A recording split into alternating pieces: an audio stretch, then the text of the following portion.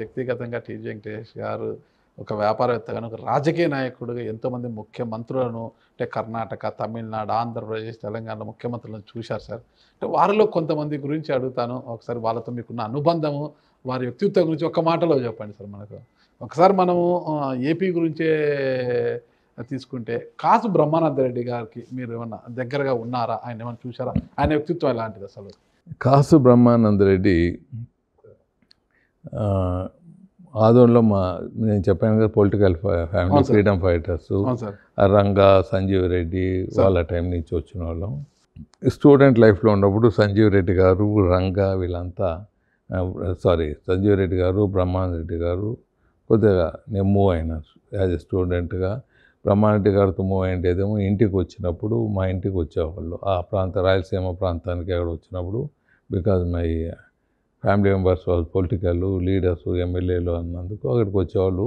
Hotel అక్కడ ఉండేవి కాదు, ఇళ్ళలోనే భోంచేసేవాళ్ళు, ఇళ్ళలోనే ఉండేవాళ్ళు. అలా సంబంధాలు. బ్రహ్మానంద రెడ్డి గారి వ్యక్తిత్వం ఏమంటే చూసేదానికి చాలా మైల్డ్గా ఉంటాడు, పద్ధతి మైల్డ్గా ఉంటుంది. అప్పుడు కూడా తెలంగాణ అజిటేషన్లో ఉక్కు పాదంతో అంచివేశాడు. ఎవరికి తెలియదు అంత స్ట్రాంగ్ మ్యాన్ ఆయన చూస్తే అని. చాలా మైల్డ్గా ఉంటాడు, చాలా మేధావి. అలాంటి మేధావి, అంత పెద్ద లీడరు, జైంట్ లీడరు మా అవ్వ అక్కడ ఉండింది. ఆమెకు అప్పుడు 70 ఇయర్స్ ఏమో అనుకుంటాను, 70 ఇయర్స్. పాదాభివందనం చేశారు పెద్ద ఆమె అని.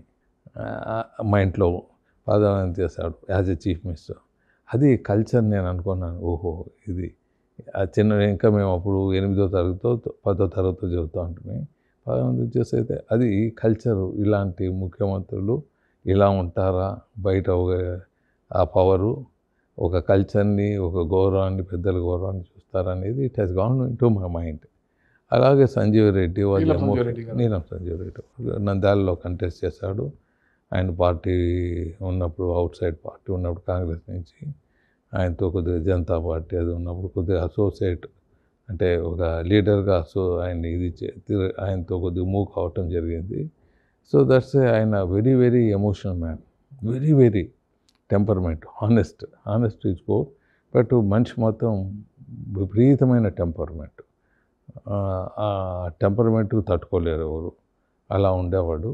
ఆయన హానెస్ట్గా బతికారు. అలాంటి నాయకులు ఆ లెవెల్లో ఉండేవాళ్ళు. హానెస్ట్ అనేది కూడా ఉంటుందా ఇలా అనేది చూశాను. మరి ఎస్సీ సమాజ వర్గానికి చెందిన దామోదర సంజీవయ్య గారు కూడా మాకు బాగా అసోసియేట్. మా ప్రాంతం వాడు, మా కర్నూలు పక్కనే కోడుమూరు దగ్గర గొప్ప వ్యక్తి.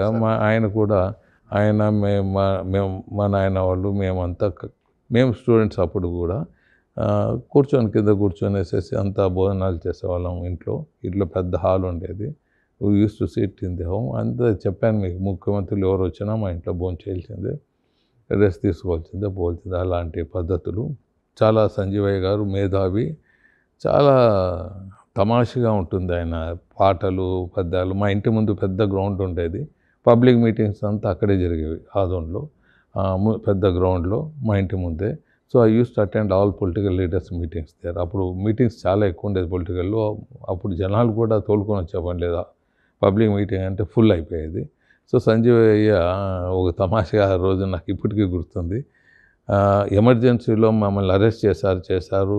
ఇందిరాగాంధీతో ఉంటాం, మేమంతా అరెస్ట్ చేశాము, వీళ్ళంతా జైల్లో పెట్టామన్నారు. వీళ్ళనంతా జైల్లో పెట్టినప్పుడు 60 కేజీలు ఉంటే, మా జైలు నుంచి బయటకు వచ్చినాక 70 కేజీలు అయినారు. లడ్లు పెట్టాం, తీపులు పెట్టాం, ఏమంటే వీళ్ళకు అని పబ్లిక్ పాట పాడతాళ్ళ మీద. అట్లా ఈ వాజ్ చలోక్తి, intellectual. Each is a different personality. ఆయన సంజీవ్ రెడ్డి గారు అనుకుంటాను, ఆ బస్సు నేషనలైజేషన్ అయినప్పుడు just thrown the resignation. MJ brothers వాళ్ళది బస్ సర్వీస్ ఏదో నేషనలైజ్ చేసినప్పుడు కోర్టులో వ్యతిరేకంగా వస్తే thrown the resignation. This is the leadership. Sanjay Reddy వ్యక్తిత్వం కానీ, సంజీవయ్య కానీ, నెదురుమల్లి జనారెడ్డి ఈ తమాషా వాళ్ళకు ఆ పాతదానికి మధ్య రకంలో చేసినవాడు. ఆయన జరిగిపోయింది ఆయన స్టైలు. పబ్లిక్ రిలేషన్స్తో కూడా చీఫ్ మినిస్టర్ కావచ్చు, పబ్లిక్ రిలేషన్స్ బాగుంది అంటే రాజ్యాన్ని నడపవచ్చు అనేది ఆయన చూశాను నేను. పబ్లిక్ రిలేషన్స్ ఆయన పబ్లిక్ రిలేషను, ఆయన పిఆర్ ఢిల్లీ పిఎం హౌస్ దగ్గరతో ఆయన చీఫ్ మినిస్టర్ కావచ్చు అనేది ఆయన్ని చూశాను. వెంగళరావు అది best chief minister ever seen in the chief minister. పెద్ద ఎడ్యుకేటెడ్ కాదు, ఆయన డెవలప్మెంట్ అనేవాడు.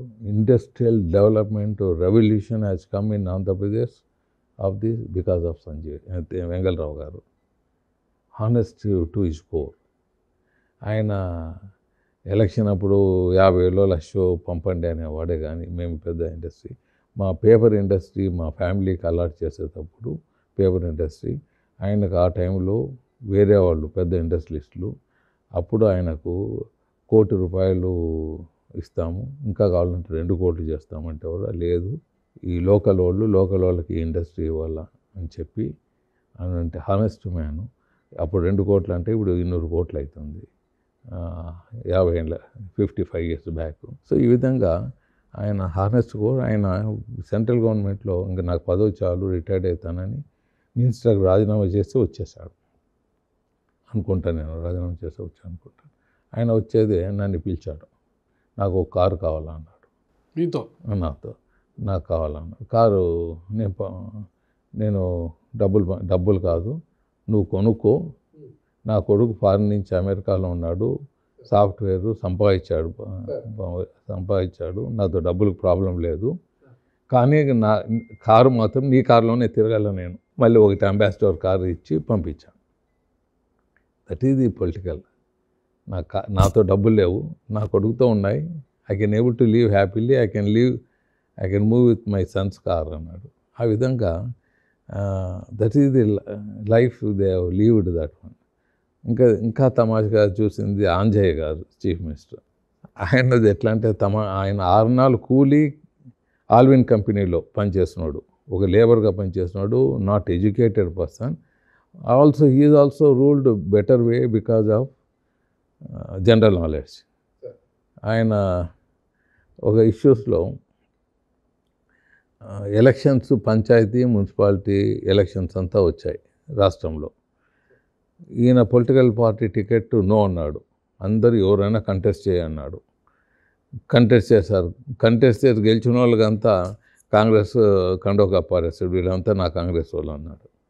That is the way he ruled. గెలిచిన వాళ్ళంతా నా వాళ్ళు అనేసాడు. మీకు అర్థమైనండి. పొలిటికల్ పార్టీ సింబల్ ఇవ్వలేదు. పంచాయతీ కంటెస్ట్ చేసే 70% సర్పంచులకు కానీ ఎవరికి ఇవ్వలేదు. మున్సిపాలిటీ కార్పొరేటర్లు కానీ కౌన్సిలర్స్ కానీ ఇవ్వలేదు.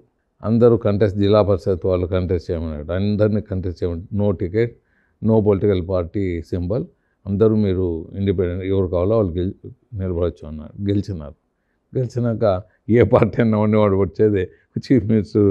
దాంట్లో వాడిని జిల్లా పరిషత్ చైర్మన్ కండువా, తెల్ల కండువా, ఖాదీ కండువా కప్పారేస్తాడు, కాంగ్రెస్ కండువా. మున్సిపల్ చైర్మన్లు కప్పేస్తాడు, వాళ్ళు సచ్చినట్లు చీఫ్ మినిస్టర్ కండువా కప్పుకొని చలో అన్నారు. ఈ విధంగా ఆంజనేయ గారు 0 ఎడ్యుకేషన్ ఉన్న లేబర్ కూలీగా పనిచేసిన ఆల్విన్ కంపెనీలో చక్కగా రూల్ చేసుకోగలిగాడు బికాజ్ ఆఫ్ ఈ జనరల్ నాలెడ్జ్. ఎన్టీ రామారావు గారిని చాలా దగ్గరగా చూశారు మీరు. అసలుకి ఎన్టీ రామారావు గారి వ్యక్తిత్వం గురించి? ఆయన కాలజన్ముడు అండి. చాలా మనుషులంటే బాగా ఇష్టం. చీఫ్ మినిస్టర్గా ఉన్నప్పుడు భోజనానికి పిలిచాడు నన్ను. ఇంటికి పోయినాం, కిందనే పీటల మీద కూర్చున్నాం, నేను నా వైఫ్. ఇద్దరు రావాలా, నువ్వు ఎప్పుడు పిలిచినా అవాయిడ్ చేస్తున్నావు అంటే వచ్చాను. ఆయన, లక్ష్మీపార్వతి, నలుగురు కూర్చున్నాం. లక్ష్మీపార్వతికి కొద్దిగా లేసి సాంబార్ వడ్డీ పొంగల్లో అన్నాడు. పొంగల్లో సాంబార్ మాకు అలవాటు లేదనమాట. ఇటు నేను ఊపాను, చెయ్యి నిలిపాను. ఆమె నిలిపేసింది. ఈయన ఇమీడియట్గా ఎంత టెంపో అయ్యాడంటే, నేను చెప్తున్నాను సాంబార్ వడ్డీ మన గెస్ట్లు వాళ్ళు, మేము ఆతిథ్యం ఇచ్చాం, నీకు గౌరవం ఇచ్చేది తెలియదు అని లేస్తాడు. అంటే he gives so much attachment to the people. నేను చాలా చిన్నోడిని ఏజ్లో ఆయనతో. ఆయన ఇచ్చే గౌరవం కానీ అభిమానం కానీ అలా ఉంటాయి. ఆయన పార్టీ పెట్టినప్పుడు కూడా ఎన్టీ రామారావు గారు నాకు తెలుగుదేశం నాకు బోనీ కావాలన్నాడు. నేను తీసుకోపోయి ఒక 2 lakhs తీసుకోపోయినాను ఆ టైంలో. నాకు 2 lakhs వద్దు, ఆ 1 lakh 1 rupee అని 1 lakh మళ్ళీ 1 rupee మళ్ళీ వెతికి తీసుకొని 1 lakh 1 rupee ఇచ్చాను. ఆ బోనీ పార్టీ పెట్టినప్పుడు బోనీ అన్నాడు. అలా అదే క్లోజ్ నాదెండ్ల భాస్కరరావుతో ఉండేవాడిని. నాదెండ్ల భాస్కరరావు బాగా అభిమానించేవాడు. కానీ నేనేమంటే అందరితో బాగుంటాను, నాకు ఒక తూరు ఇది ఇబ్బంది పడుతుంటాను. ఎవరిది వాళ్ళతో ఉంటాను, నేను వాళ్ళకు గౌరవిస్తాను, వీళ్ళకి గౌరవిస్తాను. గౌరవం ఇచ్చినా కొన్ని తూర్లు ఇబ్బందులు అవుతుంది, తప్పదు ఇవి. చంద్రబాబు నాయుడు గారితో మీకున్న రిలేషన్ అండి సార్? చంద్రబాబు నాయుడు గారు మేము క్లోజ్గా మూవ్ కాలేదు కానీ క్లోజ్గా ఉన్నామన్నమాట. మూవ్మెంట్ లేదు కానీ నందనం అపార్ట్మెంట్ అనేది మాకు పేపర్ మిల్లు ఉన్నప్పుడు గెస్ట్ హౌస్ ఉండేది. ఆ గెస్ట్ హౌస్ ముందే ఆయన చిన్న ఆఫీస్ ఉండేది, ఒకటి ఆఫీస్ పెట్టుకుంది. ఎక్కడ సార్? హైదరాబాద్లో అన్నపూర్ణ హోటల్ దగ్గరలో ఒక కాలనీ ఉంది, దగ్గరలో కొద్దిగా పోతే అపార్ట్మెంట్స్ ఉండేది. ఆ టైంలో అపార్ట్మెంట్స్ ఉన్నప్పుడు ఆయన ఉండేవాడు. సో అప్పటి నుంచి ఆయన మేము చూసుకునేవాళ్ళు. మా అన్నని ఏపీఎస్ఎస్ఐడిసి చైర్మన్గా చెన్నారెడ్డి, అంటే వాళ్ళు చాలా ఇంటెలిజెన్స్ చదివిన వాళ్ళు అంతా ఉన్నా నా మాది చనువు లేదు, ముఖ్యమంత్రులతో తిరిగేది. చెన్నారెడ్డి గారికి చెప్పి మా అన్నకు ఏపీఎస్ఎస్ఐడి చైర్మన్ ఇప్పిస్తుంది. మా అన్నకు ఎస్ఐడిసి చైర్మన్ ఇచ్చినాక మా చంద్రబాబు గారికి మెంబర్ దాంట్లో ఆయన, మా అన్న చైర్మను, ఆయన మెంబర్, కమిటీ మెంబర్. అలా మళ్ళీ అయినాక ఆయన డైరీ ఇది పెట్టాడు కదా, డైరీ ఫామ్. దాంట్లో ఆయన పబ్లిక్ ఇష్యూ పోయినప్పుడు నా ఆర్గనైజేషన్ మర్చెంట్ బ్యాంక్లో ఆ పబ్లిక్ ఇష్యూలో వాళ్ళు ఉన్నారు, మా ఆర్గనైజేషన్ ఇన్వాల్వ్ అయింది పబ్లిక్ ఇష్యూ పోయేది. అలా డైరెక్ట్గా లేకున్నా మాతో ఉండే ఎంప్లాయీస్ వాళ్ళకు రిలేషన్ ఉండటము, క్లోజ్గా ఉండటము, అలా నాకు ఎన్టీ రామారావుతో ఉండే పరిచయాలు అట్లా కొద్దిగా ఉండేవాళ్ళం. రాజశేఖర రెడ్డి గారితో ఎలా ఉంది సార్? ఆయనతో మీరు చాలా దగ్గరగా కూడా క్లోజ్గా పోయారు. రాజశేఖర రెడ్డి గారు ఆ ఎలక్షన్లో రాజశేఖర రెడ్డి గారికి highest in Andhra Pradesh votes, second నాకు వచ్చాయి ఓట్స్. అప్పుడు ఆయన చాలా అపోజిషన్లో ఉన్నా ఎదురున్నా కలుపుకొని పోయే గుణం ఆయనకుంది. నేను అందరితో ఉన్నాను, వేరే వాళ్ళతో ఉన్నాను అన్నా నన్ను దగ్గర చేర్చుకునేకే ఆయన ప్రయత్నించేవాడు, నాకు గౌరవం ఇచ్చేవాడు, చాలా చాలా గౌరవం ఇచ్చేవాడు. సో ఎప్పుడు పోయినా ఏది పోయినా ఏ సర్వీస్ యాక్టివిటీ చెప్పినా he use to act and he use to help, దానికే చెప్పాను. So he was giving utmost respect. And ఆయన టైంలోనే నాకు టికెట్ కూడా కాంగ్రెస్ టికెట్ ఎమ్మెల్యే ఇవ్వడం కూడా. రాజశేఖర రెడ్డి గారు మరణం తర్వాత కొణిజేటి రోషయ్య గారు ముఖ్యమంత్రిగా రోషయ్య గారిది నాకు పెద్ద ఇష్యూ అయింది. రోషయ్య గారు ముఖ్యమంత్రి అయిపోయారు. చెప్పాను మీకు బ్యాక్గ్రౌండ్. రోషయ్య గారికి నేను ఏం చేశాను, ఆయన సీఎం కూర్చునేదానికి అదంతా ఇష్యూ ఎక్కడైందంటే, సీఎం అయ్యేది నేను ఆయన ఇంటికి నాకు వచ్చిపోకొన్ని రోజులు అన్నాడు. నేను పొద్దున్నే పోయి కూర్చోనేవాడిని. ఆయన ఆ మీడియా పేపర్లు చూసి కొద్దిగా దాన్ని చర్చించుకొని ఆయనకి ఇరిటేట్ అయ్యేదాన్ని. ఏం నెగిటివ్ మాట్లాడినా ఇరిటేట్ అయ్యేది. నాకు 1 week 10 days ఆయనతో పొద్దున్న కూర్చోవటం, నా పనులు ఇచ్చిపెట్టడం, కూర్చోవటం, కాఫీ తాగటం, ఆయన న్యూస్ పేపర్ చదివి దాంట్లో ఉండే సారాంశం చెప్పటం, ఇట్లా రాశారు అట్లా రాశారు సాక్షిలో అని చెప్పటం.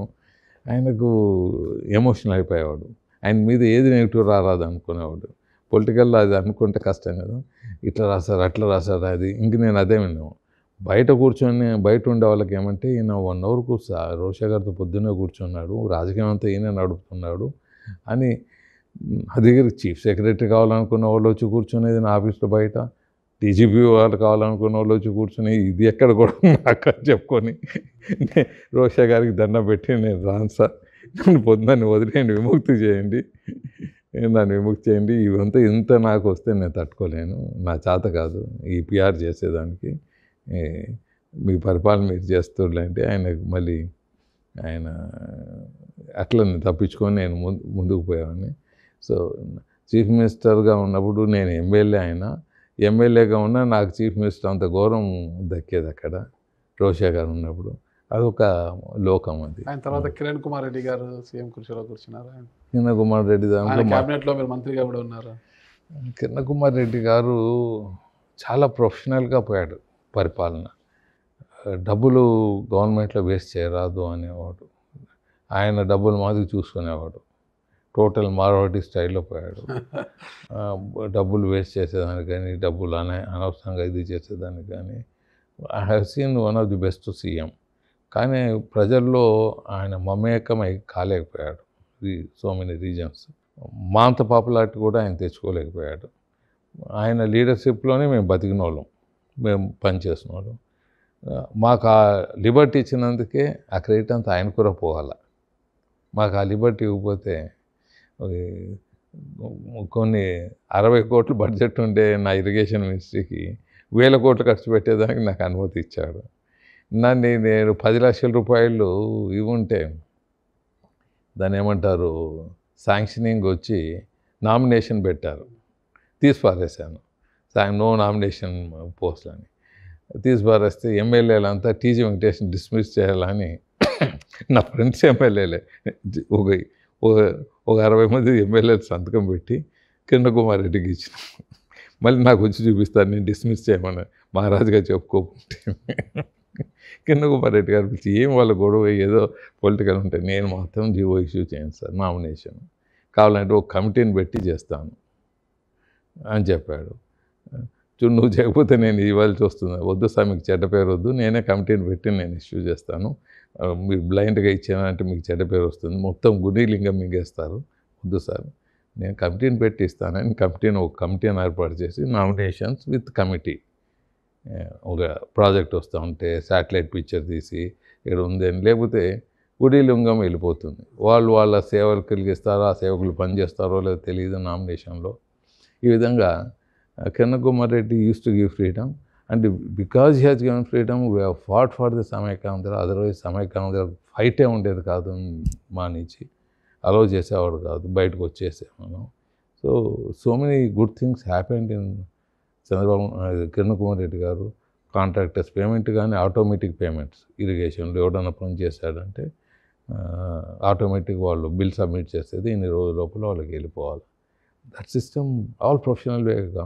ఇప్పుడు చెరువులు అంతా అన్ఆక్యుపైడ్ అన్నారు చూడండి, ఆ టైంలోనే నేను ఇరిగేషన్ మినిస్టర్గా, మేనేజ్ ఇరిగేషన్ మినిస్టర్గా ట్యాంకులంతా శాటిలైట్ ఫిలిం, ట్యాంకుల నుంచి కెనాల్, డ్యాముల నుంచి ట్యాంకులు మళ్ళీ కెనాల్ టు ట్యాంకులు లింక్ సిస్టమ్ డెవలప్ చేశాం శాటిలైట్ ఫిలింలు పెట్టి. కొంతవరకు వర్క్ మొదలు పెట్టే టైంకి మా గవర్నమెంట్ అయిపోయింది. కేసీఆర్ గవర్నమెంట్ కొంత పని చేశారు, మళ్ళీ రేవంత్ రెడ్డి గారు దాన్ని పూర్తి చేయాల. ఈ ట్యాంకులంతా అనాథరైజ్ రాకపోయేంత ఆ శాటిలైట్ ఫిలింలో ఉండేవి కానీ, మళ్ళీ దాంట్లో కొత్తగా మెజర్మెంట్ చేసి ఉండేవి కానీ ఆయన ముందుకు తీసుకోబోతున్నాడు. సో ఇవంతా ఆ ఫ్రీడమ్ కిరణ్ కుమార్ రెడ్డి గారు నాకు ఇవ్వకపోతే మేము సర్వీస్ చేసేవాళ్ళం కాదు. We are grateful to the Kiran Kumar Reddy గారు. తర్వాత జగన్మోహన్ రెడ్డి గారిని చూశారు. ఆయన పార్టీలో కూడా మీ తండ్రి కొడుకులు ఇద్దరిని ఆహ్వానించారు, బట్ అయితే మీరు వెళ్ళలేదనుకోండి.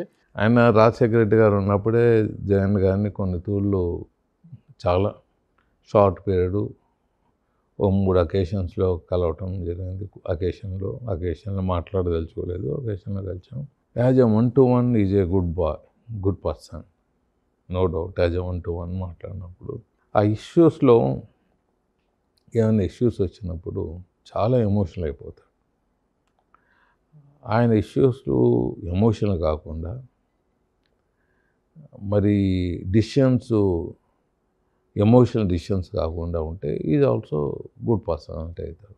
ఇంకోటి, మనం మంచి చేస్తున్నాము, మనం న్యాయంగా ఉన్నాము అనేది ప్రజలకు చెప్పేది కాకుండా, న్యాయంగా ఉంటే కూడా న్యాయంగా ఉన్నామని అనిపించుకునే బాధ్యత కూడా మనది ఉంటుంది. టీజీ వెంకటేష్ ఆనెస్ట్గా బతుకుతున్నాడు అని అనిపించుకునే బాధ్యత కూడా నా మీదే ఉంటుంది. ఇప్పుడు ఈ ప్రపంచం ఒకటి ఆనెస్ట్ ఉంటే పనిచేయదు. సో మన మీద టీజీ వెంకటేష్ మీద నింద వచ్చినప్పుడు ఆ నింద కాదు అని అనిపించుకునేది కూడా ముఖ్యమంత్రుల విధిగా ఉంటుంది. అది చేసుకోనంత వరకు ఇమేజ్ బిల్డప్ కష్టమవుతుంది ఆయనకు. అది చుట్టుపక్కల నాయకులు ఆయన చేశాడు మనం ఎందుకు చేయరాదు అనేది అట్లా పరిపాలన పోతుంది. నువ్వు ఎంత రిజిడ్గా పరిపాలన చేసినా, ఎంత హానెస్ట్గా పని చేసినా ఆ మాట ఉన్నప్పుడు, చెడు మాట ఉన్నప్పుడు మిగతా వాళ్ళలో చెడు చేసేదానికి అవకాశాలు ఉంటాయి. దాంతో ఆయన కొద్దిగా దెబ్బతినేదానికి అవకాశాలు కలిగాయి రాజకీయంగా. సో మరి ఏపీ సీఎంల పరిస్థితి పక్కన పెడితే, పక్కనే ఉన్న తమిళనాడు సీఎంలతో కూడా మీకు మంచి పరిచయాలు ఉన్నాయని విన్నాం సార్. అంటే మీ గతంలో ఉన్న కరుణానిధి గారు అయితే, మీ జయలలిత గారు, వీళ్ళిద్దరిలో పోలికలు ఎలా ఉండేవి? వాళ్ళలో మీకు తెలిసిన జయలలిత గారికి ఉన్నప్పుడు కొద్దిగా భోజనాలకు పోయినాము. ఆమె నేను పేపర్ ఇండస్ట్రీస్లో ఉన్నప్పుడు మా ఫ్యామిలీ తరఫున ఆమె డీలర్షిప్ కూడా తీసుకున్నది. పేపర్ డీలర్షిప్ కూడా తీసుకున్నది. నేను చిన్నప్పుడు స్కూల్లో పోయినప్పుడే ఆమె హీరోయిన్ డాటర్ కాబట్టి చిన్నప్పుడు యాక్ట్ చేశారు. కేశవ మెమోరియల్ స్కూల్లో మేము బస చేసాము. అప్పుడు కూడా జయలలిత చిన్నప్పుడే మేము వెరీ యూత్ స్టూడెంట్స్గా ఉన్నప్పుడు టూర్ పోయినప్పుడు జయలలిత పేరు వినటం కూడా జరిగింది. అది ఆమె ఇంట్లో భోజనాలు చేసాము. మంచి వ్యక్తి, ఇంటలెక్చువల్ వ్యక్తి జయలలిత. కానీ ఒక డిసిషన్కి వచ్చినాక ఆమెను బ్రేక్ చేయటం impossible. Strong likes and dislikes. She is a good leader and honest leader. కానీ చుట్టుపక్కల కొద్దిగా అపఖ్యాతి వలన ఆమెకు కూడా అపఖ్యాతి వచ్చి ఉండొచ్చేమో. కానీ as a leader she is a mob leader, popular leader. Wait to see the type of women in the political leadership. కరుణానిధితో పరిచయాలు తక్కువ ఉన్నా, కరుణానిధి గారు చాలా సింపుల్ లివింగ్ ఉంటుంది. ఆయన అక్కడ తమిళనాడులో పాలిటిక్స్కు కొద్దిగా భిన్నంగా ఉంటాయి. ఎమోషనల్గా ఉంటారు. ఆ మాటలు ఇది కొద్దిగా నచ్చకపోవచ్చు మనకు. ఆ స్టైల్లో ఉంటాడు. ఆయన కూడా he has served to the nation. పోయినప్పుడు ఒక పద్ధతిగా, ఒక గౌరవంగానే ఉంటాడు ఫేస్ టు ఫేస్. మరి ఆయన నెల్లూరు ప్రాంతం నుంచి వాళ్ళ తాతలు ముత్తాతలు వెళ్ళిపోయారు అని ఒక విధమైన ఆంధ్ర ముద్ర ఉంది. మరి ఎంతవరకు తెలియదు నాకు. తమిళనాడు రాజకీయాలు అంటే తమాషగా ఉంటాయి. తమిళనాడు అది తమిళ్ పీపుల్ అంటారా కానీ అక్కడ రూల్ చేసిన వాళ్ళంతా బయట నుంచే కనపడతారు. If you take Jayalalithaa, Karnataka అంటారు. మరి ఈయన కరుణానిధి నెల్లూరు ఆ ప్రాంతం అంటారు. మరి మనకు సినీ యాక్టర్ రజనీకాంత్ మహారాష్ట్ర. ఇలా లీడర్స్ కానీ చాలామంది తమిళియన్స్ ఉండకపోవచ్చు, కానీ వాళ్ళు చెప్పే స్టైల్కు, వాళ్ళు యాక్సెప్ట్ చేసే లీడర్కు డిఫరెంట్గా ఉంటుంది. ఎంజి రామచంద్రన్ కేరళ, ఈ విధంగా తమాషగా ఉంటుంది అది వాళ్ళు. కానీ కర్ణాటక మాజీ ముఖ్యమంత్రులు కూడా మీకు సిద్ధరామయ్య, యడ్యూరప్ప కావచ్చు, దేవేగౌడ, వీళ్ళతో కూడా కొద్దిగా పరిచయాలు బాగానే ఉండేటివి అంటుంటారు సార్. మీరు నిజలింగప్ప గారు మాజీ ముఖ్యమంత్రులతో మంచి పరిచయాలు ఉండేటివి ఉంటారు. ఉన్నాయండి. రామకృష్ణ హెగ్డే గారు, ఒకతూరి మనకు పెండగంటి వెంకట సుబ్బయ్య గారు గవర్నర్గా ఉండ్రి. నేను బీహార్లో ఉండ్రి. నేను కర్ణాటక వచ్చేయాలి, నాకు ఈ బీహార్లో ఇబ్బంది బాగలేదు, నువ్వు పోయి వర్కౌట్ చేయన్నాడు.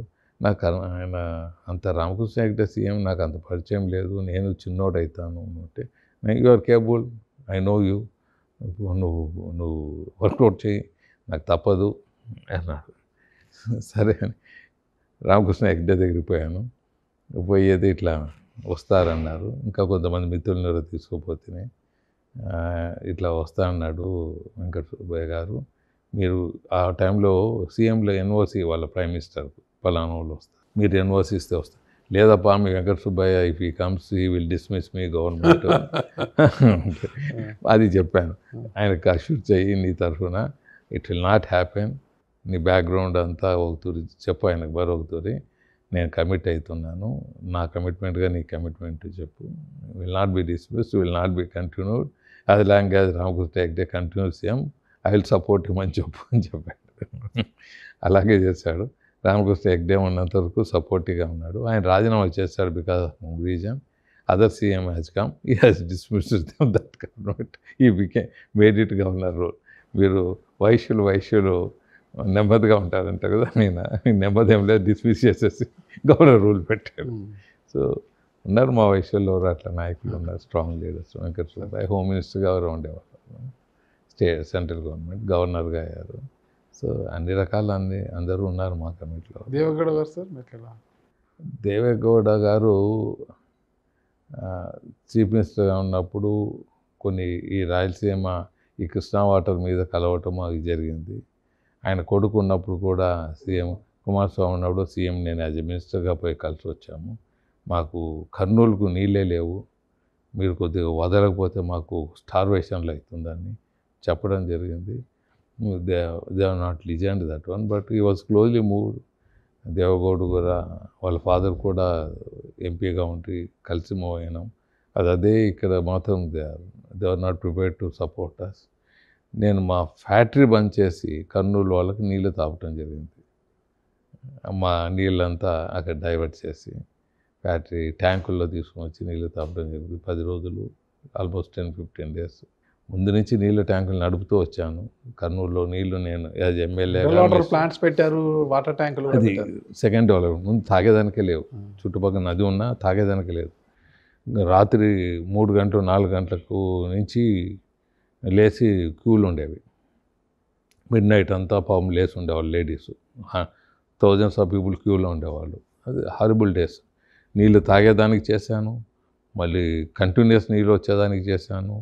సమ్మర్ స్టోరేజ్ ట్యాంకులు కట్టాను, ఓవర్ ట్యాంకులు కట్టించాను. నా ట్యాంకులు మూవ్ అయ్యేది బంద్ చేయించాను. నా ట్యాంకులతో వస్తే నేను న్యాయం చేస్తున్నట్లు కాదు ఎమ్మెల్యేగా. నా ట్యాంకులు ఎప్పుడు బంద్ అవుతాయి, వాళ్ళకి నీళ్ళు వస్తాయి కుళాయిలో, అప్పుడు నేను ఎమ్మెల్యే పని చేస్తున్నాను అట్లా అనుకున్నాను. వచ్చినాయి కుళాయిల్లో నీళ్ళు, ఎవరిబడి గెట్టింగ్ ఫుల్ వాటర్. మళ్ళీ దాన్ని ఆర్ఓ ప్లాంట్గా మార్చాను, అన్నీ చేశాను. It's all life sir. అట్లా నాకు వాళ్ళతో పరిచయం. యడ్యూరప్ప మీకు సిద్ధరామయ్య వీళ్ళతో ఎలా పరిచయాలు సార్? అసలు యడ్యూరప్ప సీతారామయ్య, ఇప్పుడు ప్రజెంట్ సిద్ధరామయ్య ఉన్నారు, అంతకుముందు బీజేపీ యడ్యూరప్ప గారు ఉండేవారు. అంటే వీళ్ళంతా హలో లెవెలు. నిజలింగప్ప గారు వచ్చేవాళ్ళు మా ఇంటికి. మళ్ళీ మాజీ ముఖ్యమంత్రి చీఫ్ మినిస్టర్గా ఉన్నప్పుడు, నేను ఇంకా చిన్న వయసు అప్పుడు, మా ఇంటికి వచ్చేవాళ్ళు. బళ్ళారికి పోయేవాళ్ళు. వాళ్ళు బెంగళూరు నుంచి ఆదోనికి వచ్చేవాళ్ళు, ఆదోని నుంచి మళ్ళీ బళ్ళారికి పోయేవాళ్ళు. రూట్ అట్లా ఉండేది అప్పుడు. అట్లా they use to come by train Adoni, Bengaluru నుంచి. మళ్ళీ బెంగళూరు నుంచి ఆదోని రావటం, ఆదోని నుంచి ఇది పోవటం, లేకపోతే బెంగళూరు నుంచి ఫ్లైట్లో హైదరాబాద్ రావటం, హైదరాబాద్ టు ఆదోని, ఆదోని నుంచి బళ్ళారికి కార్లో పోయేవాళ్ళు. అట్లా ఇంటికి వచ్చేవాళ్ళు, ఉండేవాళ్ళు. ఆయన గ్రేట్ లీడర్ దట్ టైం. ఆయన్ని చూస్తురా మేము కొంచెం చాలా నేర్చుకున్నాం. నిజలింగప్ప ఈజ్ పితామహ, వన్ ఆఫ్ ది పితామహ ఆఫ్ ది రాజకీయాల కర్ణాటకలో. ఇప్పుడు అందరూ మర్చిపోయి ఉండొచ్చు.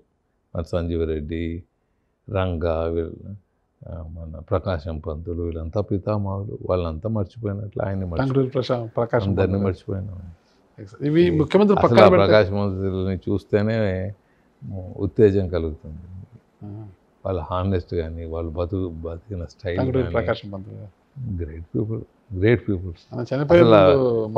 డబ్బులు లేవు అంతే కదా. ఇప్పుడు పొట్టి శ్రీరాములు చనిపోయినప్పుడు ఒకడు బయటికి రాలేదు. గంట తమిళనాడులో, ఆంధ్రుల్లో కళ్ళు ముచ్చుకొని నిద్రపోతున్నాడు. లేవరా అని పాట పాడాడు ఘంటసాల. తెలుగు ఆయన పాట పాడినాక మేలుకొల్పి రోడ్ల మీద పడ్డారు. This is the life of Andhra. మీకు చెప్పాను కదా, తెలంగాణ డిక్లేర్ చేసినప్పుడు ఆమె మీద తెచ్చి కూర్చున్నట్ల జనాలు మారాలి సార్. జనాలు మారేంత వరకు మా వాల్యూస్ మేము చేసే కష్టానికి కృతజ్ఞత కనపడుతుంది. మారాలి, చాలా మారాలి. రాష్ట్రాల మన ముఖ్యమంత్రులతో పాటు కేంద్రంలో కూడా ప్రధానులతో కూడా చాలా దగ్గరగా ఉన్నారు సార్ మీరు. వాజ్పేయి గారు కావచ్చు, పివి నరసింహారావు కావచ్చు, ఇందిరాగాంధీ గారు, రాజీవ్ గాంధీ గారు, చాలా హిస్టరీ ఉంది. వాజ్పేయి గారు వాళ్ళంతా గ్రేట్ పీపుల్. వాళ్ళతో యాజ్ ఏ నాకున్న విద్యార్థి పరిషత్తు బీజేపీతో లీడర్తో కలిసి అట్లా చూసేవాళ్ళం, మాట్లాడేవాళ్ళం ఎప్పుడన్నా టైం వస్తే. మరి రాజీవ్ గాంధీ, సంజయ్ గాంధీ లీడర్గా ఉన్నప్పుడు మేము కొద్దిగా పిఎం ఇంటికి పోయేవాళ్ళం. ఇందిరాగాంధీ వాళ్ళు ఉండేవాళ్ళు. వాళ్ళ తమాషా రాజకీయం అప్పుడు ఏమనుకున్నా అంటే वो चीफ मिनिस्टर ज़्यादा नखरा कर रहे उसको ज़रा कम करो అనేవాడు. అంటే మన పల్లెల్లో మాట్లాడతాం చూడు, నగరాలు ఎక్కువైనా కొద్ది అట్లా వాళ్ళు చీఫ్ మినిస్టర్ లెవెల్లో అంటే ఇట్లుంటే రాజకీయం మేము అనుకునేవాళ్ళం. ఆ పిఎం ఇంటికి పోయినప్పుడు అది చూసి కొద్దిగా సంజయ్ గాంత్ కొద్దిగా చనువు ఉండేది, చూస్తే ఆ మాదిరి రే ज़्यादा कर रहे थे చీఫ్ మినిస్టర్ ज़रा कम करो. అట్లా రాజకీయాలు మనం దూరపు కొండలు నునుపు అన్నట్లు మన పల్లెలో జరిగేవి అక్కడ ఢిల్లీలో జరిగేవి పెద్ద డిఫరెన్స్ ఉండదు. ఇట్లా ఒక్కొక్కరితో ఒక్కొక్క పివి నరసింహారావు ఆయన ప్రైమ్ మినిస్టర్ నిలబడినప్పుడు ఆయన ఒక ఇబ్బంది పడ్డాడు. ఆయన కర్నూలులో నామినేషన్స్ కలెక్టర్ దగ్గర ఒక్కొక్కరు నామినేషన్ వేసే రావాలి. ఆ ఒక్కొక్కరు వచ్చినప్పుడు కలెక్టర్ బాత్రూంలో పోతాడు, ఆ నామినేషన్ వేసేవాడు విజయభాస్కర్ చెప్పాను కదా సపోర్ట్ చేశాడు పివి నరసింహ, వాడిని తీసుకొని బయటికి వెళ్ళిపోయేవాడు. ఆయన బాత్రూమ్ పోయొచ్చేదో వీడు నామినేషన్ లేదంటే వెళ్ళిపోతుంది. అట్లా కలెక్టర్ గారు 4-5 తూర్లు బాత్రూమ్ పోయారు, 4-5 తూర్లు పోయారు. దానిలో ఒకటి సంజీవ్ రెడ్డి అనేవాడు వాడిని పట్టుకోపోయారు. వాడిని పట్టుకోపోయేసేసి వాడిని ఎక్కడో రూమ్లో పెట్టేశారు. రూమ్లో పెడితే వాడు రూమ్లో అంతా రాశాడు. చాలా తమాషా జరిగింది. ఇది జనాలకు తెలియని విషయాలు ఇవి. సంజీవ్ రెడ్డి నామినే పెట్టి వాడు యుఎన్ఓకి మెసేజ్లు పెట్టాడు, ఎట్లో బయటకు వచ్చేసాడు రూమ్లో నుంచి. వెంకయ్యనాయుడు ఇంట్లో పోయి దాక్కున్నాడు హైదరాబాద్లో. నా దాంట్లో ఇతను జనార్దన్ రెడ్డి ఎంట పడినాడు, విజయభాస్కర్ రెడ్డి గారు ఎంట పడినారు, వాడిని ఎట్లన్నా పట్టుకోరా, మీ ఫారెస్ట్ కాంట్రాక్టర్ వాడు దోనాయలు వాడు గలాట్ చేస్తున్నాడు, నామినేషన్ వేయకుండా మేము రూమ్లో బీగం చేసాము. అప్పుడు ఏమంటే ఒకటి ఎలక్షన్లు తప్పించేది ఒకటి, ఇంకోటి వాడిని ఎవరైనా ఇండిపెండెంట్ ఉండి చంపేస్తే మళ్ళీ రీఎలక్షన్ వస్తుంది. రీఎలక్షన్ వస్తే ఈ ఎలక్షన్స్ క్యాన్సిల్ అయిపోతాయి. అంటే 6 నెలల లోపల ఈయన ప్రైమ్ మినిస్టర్ కావాలా. ఇప్పుడు రీఎలక్షన్స్ వచ్చిందనుకో ఈయన అవుట్. రీఎలక్షన్ వచ్చిందనుకో 6 నెలలు అయిపోతుంది.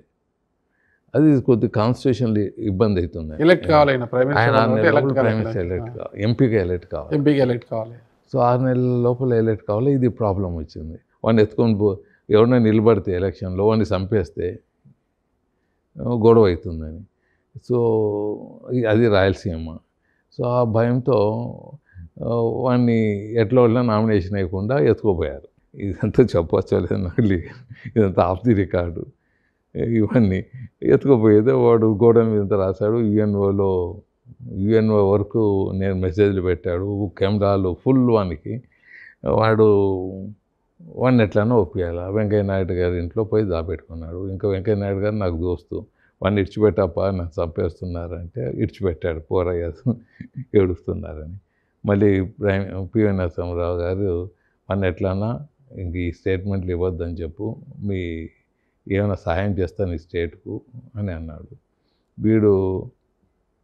వీనికి చెప్పినాను, జనార్దన్ రెడ్డి దగ్గర రాత్రి పిలుచుకోపోయి కూర్చున్నాం సీఎం ఇంట్లో 1 గంటకి. జనార్దన్ రెడ్డికి చెప్పాను, దుడ్లు గిడ్లు అడగద్దు, తిక్కలకు లోడు వీడు, ఏం చేయాలా అని అడుగు అంటే, నీకేం కావాలి, నీకు జనార్దన్ రెడ్డి ఉండి నీకేం కావాలరా, నీకు నేనేమున్నా చేస్తాను కదా, నీకేం దుడ్లు కావాలా, ఏం కావాలా అని అడిగాడు. అడిగితే వాడు రెచ్చిపోయాడు. ఏం నువ్వు జనార్దన్ అంటే, వీళ్ళంతా సీనియర్ లీడర్లే వీళ్ళు, వాడు కాంట్రాక్టర్ అయినా కాంగ్రెస్లో ఉన్నాడు, జనార్దన్ వచ్చినప్పటి నుంచి చూస్తున్నాడు, ఏదో కలిసి తిరిగిన వాళ్ళు ఏమో తెలియదు. ఏం జనార్దన్ రెడ్డి నువ్వు అట్లా మాట్లాడుతావు, నేను కరప్ట్ ఫెయిల్ అనుకుంటా అదంటా, నేను దేశం కాదు, నేను బాయ్కాట్ చేశాడు. వాడు మళ్ళీ మీడియాని పిలిచి నేను చెప్తాను, ఇది నన్ను రూమ్లో బంద్ చేస్తారు, రీఎలక్షన్ కావాల్సిందే, నేను నామినేషన్ అది యాక్సెప్ట్ చేయాల్సిందే అని.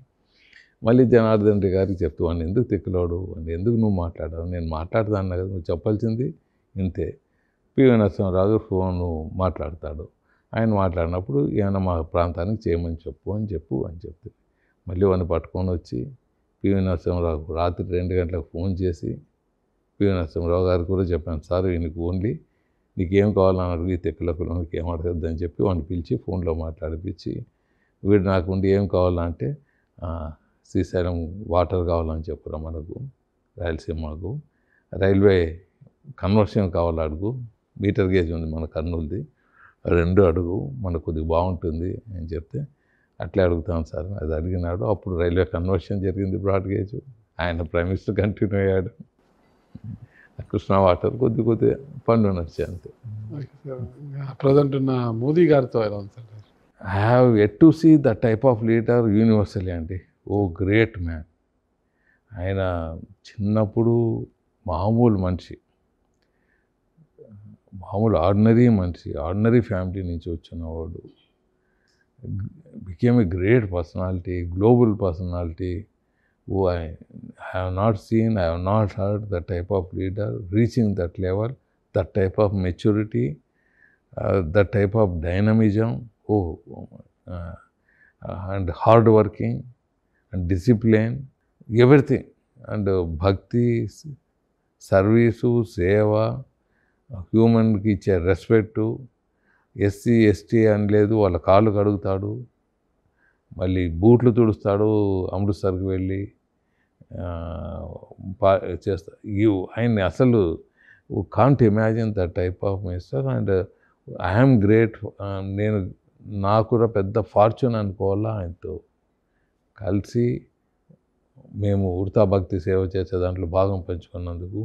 మాకు మీటింగ్స్ ఉన్నప్పుడు ఆయన చెప్పే మాటలు కానీ, మమ్మల్ని అడిగి తెలుసుకొని దాన్ని ఫైన్ ట్యూనింగ్ చేసే దాంట్లో కానీ I have yet to see that type of Prime Minister. Closely I have seen, and gives the freedom to the development. ఎవరు హానెస్ట్ ఉన్నారో వాళ్ళని ఫ్రీడమ్ ఇచ్చేస్తాడు. కరప్షన్ ఒప్పుకోడు. మినిస్ట్రీలో హెల్ప్ చేయొచ్చు, దానికి ఒప్పుకుంటాడు.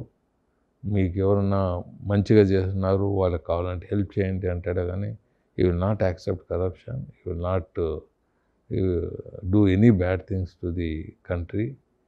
Country is first, then everything అని చెప్పారు.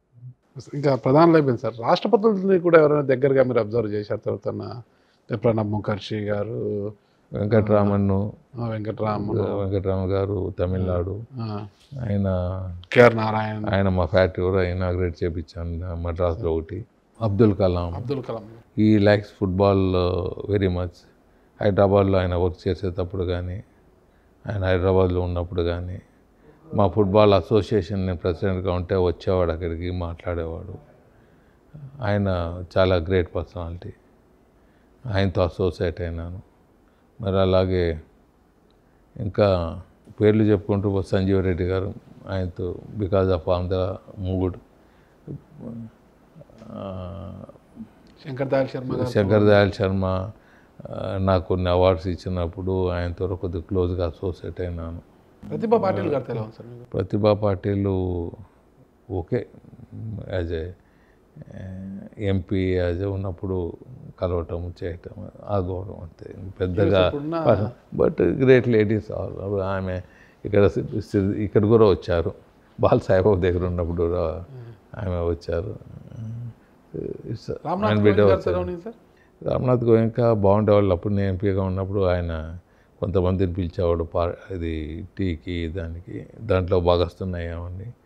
Even I agreed to attend my grandchild marriage also.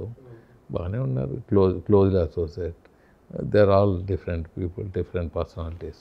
President Droupadi Murmu గారితో ఆమె శివాజీ మెమోరియల్ దానికి పిలిచేది, ఇక్కడ వచ్చి ఆమె కూడా పార్టిసిపేట్ చేశారు. శ్రీశైలం శివాజీ మెమోరియల్ నేను చిన్నప్పుడే చైర్మన్గా ఉండి కట్టాము. One of the best project in the country, చూడదగ్గ ప్రాజెక్ట్ శివాజీ మెమోరియల్ శ్రీశైలంలో.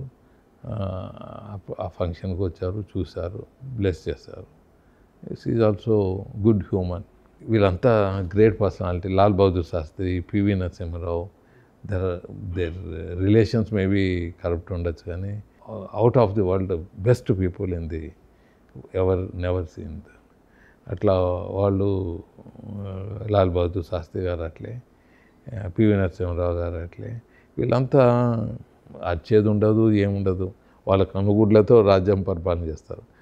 ఇట్లా ఊరికే ఇట్లా తిప్పుతారు గుడ్లు, అంతే పరిపాలన జరిగిపోతుంటుంది. ఆ గుడ్ల సైగలతోనే పరిపాలన జరిగిపోతుంది. మన్మోహన్ సింగ్, ఆయనతో అసోసియేట్ అయినాను. మా సమైకాంధ్ర అప్పుడు ఆయనతో కలవటము, ఆయనతో బ్లెస్సింగ్ తీసుకోవటం. వీళ్ళంతా ఈ ముగ్గురు కనసాగలే, ఏముండదు, ఇట్లా ఊర కదలరు, ఇట్లా కదలరు, ఓన్లీ ఇట్లా. ఇది different way they ruled. Modi గారిని ఆయన ఆయన చూస్తేనే భయపడి ప్రతి ఒక్కరు పని చేయించి వస్తుంది. రాష్ట్ర ఆయనది ఒకటి. ముఖ్యమంత్రులు, సో ప్రధానులు, డిఫరెంట్ ప్రైమ్ మినిస్టర్ చాలా మందిని చూసాను ప్రధానులు, రాష్ట్రపతులు లైఫ్లో. చాలా మందిని చాలా దగ్గరగా చూసాను. చూశారు. ఒక 2 రోజులు అవుతుంది ఇదంతా చెప్పాలంటే. అంతమందిని చూసిన మీరు ఒక సక్సెస్ బిజినెస్ మ్యాన్గా, ఒక సక్సెస్ పొలిటీషియన్గా ఉన్నారు. మీరు ఇప్పుడున్న సొసైటీకి ఏం మెసేజ్ ఇవ్వబోతున్నారు సార్? ఇప్పుడు ఈ సొసైటీకి నేనేం చెప్తా అంటే, దేశం అభివృద్ధి కావాలంటే నీ పక్కనోళ్ళు బాగుండాలని కోరుకో, ప్రాంతం బాగుండాలని కోరు, రాష్ట్రం బాగుండాలని కోరుకో, దెన్ ఆటోమేటిక్గా దేశం బాగుంటుంది. ఊరికే దేశం బాగుండాలా అని స్లోగన్ పెట్టేసి నువ్వు పక్కన వాళ్ళని చూసుకోకుండా, నీకు దగ్గరుండే వాళ్ళని చూసుకోకుండా, చుట్టుపక్కల వాళ్ళని చూసుకోకుండా నువ్వు మాట్లాడితే అది న్యాయం ఉండదు. Do it. ఇప్పుడు టెంపుల్కి పోతుంటారు కొంతమంది పొద్దున్న రాత్రి, మరి కూర్చుంటే రామరామ అంటారు, నిలబడితే రామరామ అంటారు.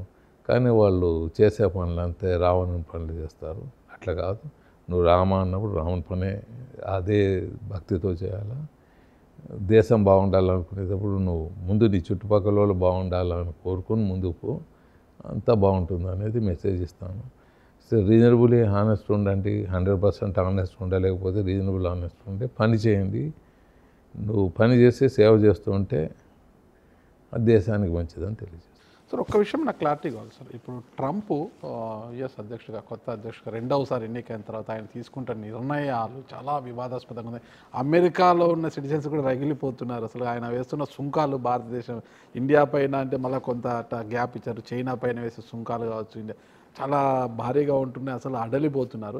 ఇకపోతే అందరినీ కూడా భారతీయుల అక్రమ చొరబాటుదారులందరినీ వెనక్కి పంపించడానికి మీరు వాళ్ళంతా కూడా స్వచ్ఛందంగా వెళ్ళిపోతామంటే టికెట్ల డబ్బులు మేమే భరిస్తాం, ఖర్చులు కూడా డబ్బులు ఇస్తామనేసి వాళ్ళని వెళ్ళగొడుతున్నారు, వీసాలు రద్దు చేస్తున్నారు. చాలా వివాదాస్పదంగా ఉన్నాయి. ఆయన వేస్తున్న సుంకాల పట్ల కావచ్చు, ఆయన తీసుకునే వివాదాస్పద నిర్ణయాల వల్ల మన ఎలా చూడొచ్చు అంటారు అసలు దీన్ని? అసలు ఇప్పుడు ట్రంప్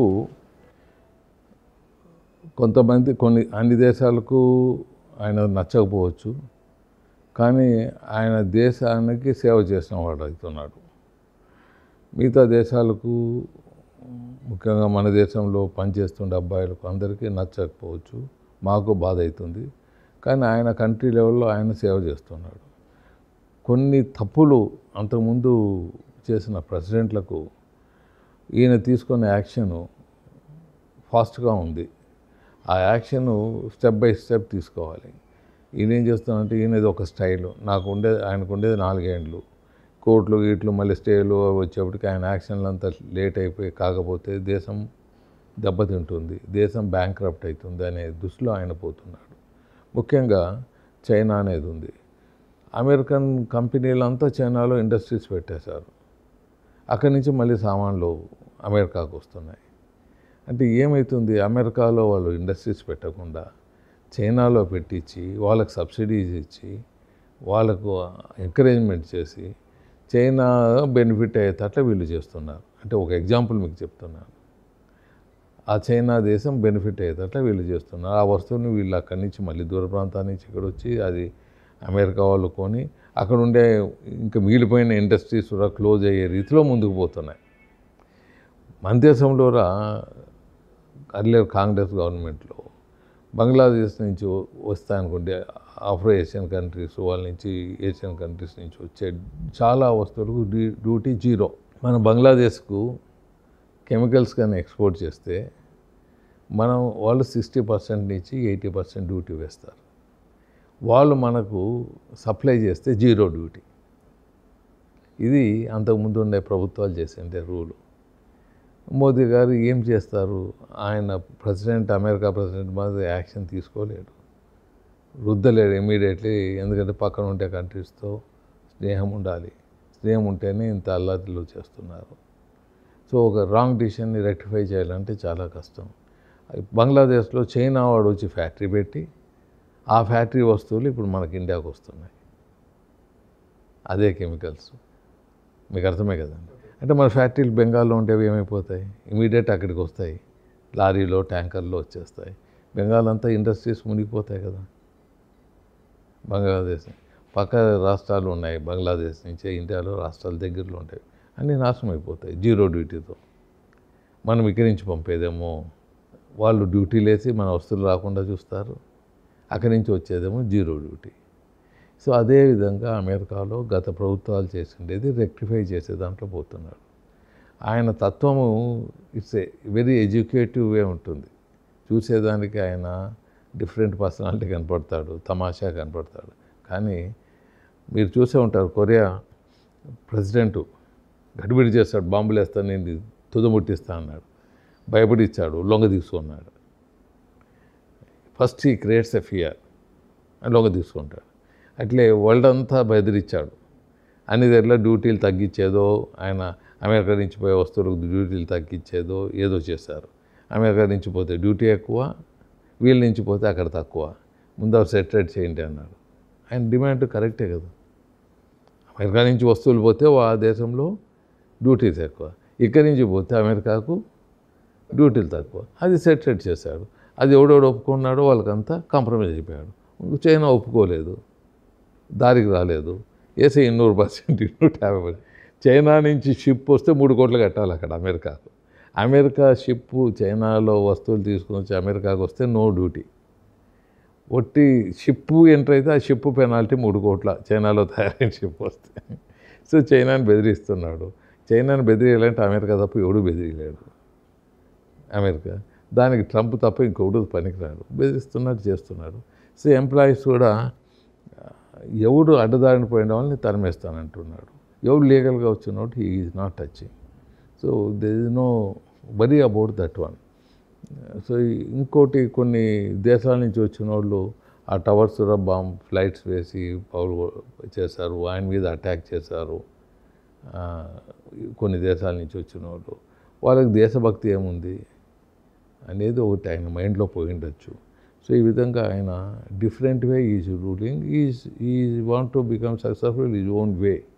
ఉండేది 4 ఏళ్ళు, సెకండ్ టర్ము. నేను దేశానికి నేను చేస్తాను, నన్ను ఎవడు చేస్తాడు, ఏం చేస్తారో చూసుకోండి అనే స్టైల్లో పోతాడు. ఎప్పుడైనా ఇంత ఫాస్ట్గా రుద్దినప్పుడు కొన్ని ఇబ్బందులు వస్తాయి, కొన్ని నెగిటివ్ పాయింట్స్ కూడా ఉంటాయి. But overall is country is going to be benefited. Panama రూట్లో వాళ్ళు షిప్పులు పోతే డ్యూటీ వేస్తాం. పనామా నాదిరా, నీ ఆ కట్టేదానికంతా మేము సహాయం చేస్తాం, డ్యూటీ వేస్తున్నామంటే నీ పనామా టేక్ ఓవర్ చేస్తామన్నారు. డ్యూటీ రద్దు, డ్యూటీ వేస్తాను, ఇది డ్యూటీ తీసిపారే అన్నాడు. మా షిప్లో అంతా పోతే నో డ్యూటీ, పనామా నుంచే పోవాలి. ఏషియన్ కంట్రీస్కి, ఇండియాకు కానీ అన్నిటికీ పోయేది అక్కడి నుంచే రావాలి షిప్పులు. 60% of the world global transport through Panama canal వస్తుంది. నువ్వు డ్యూటీ చేస్తున్నావంటే కట్టే దాంట్లో మా భాగం ఉందిరా, నువ్వు డ్యూటీ వేస్తున్నావంటే ఆ పనామా నాదిరా అన్నాడు. Duty American ships zero duty. So వారి దేశానికి ఆయన చేస్తున్నాడు. Let him do it. Russia దాంట్లో నివారణ కొన్ని అతి ఉంటాయి. ఆ పట్టుకొని బయటికి పంపించేవాళ్ళని పంపిస్తే అయిపోయా, వాళ్ళ చేతులు కట్టేసి పంపించటం, అంతా కాళ్ళు కట్టేసి పంపటం, అది క్రూరము. వేరే దేశాలు చేస్తాయని ఆయన చేయరాదు. అమెరికాకు వేరే దేశాలకు తేడా ఉంటుంది.